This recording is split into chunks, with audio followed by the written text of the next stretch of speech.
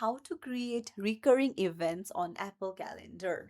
Hey everyone, welcome back to the channel. If you are new here, don't forget to hit the subscribe button and turn on the notification bell to not miss any updates. So let's get started.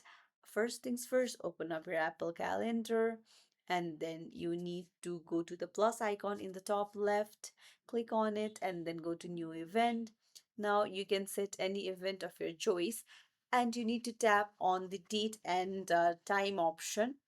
And once you have chosen the date and the time, you can see repeat option. Tap on the drop down and then you can choose to repeat it every day, every week, every month, or every year, or you can even custom it.